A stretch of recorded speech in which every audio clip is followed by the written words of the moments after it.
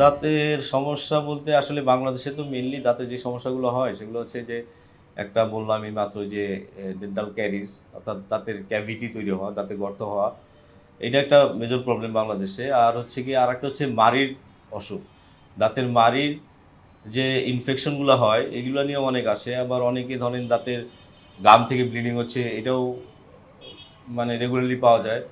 আবার অনেকে ধরেন কথা বলার সময় মুখ দিয়ে বাজে গন্ধ বের হয়।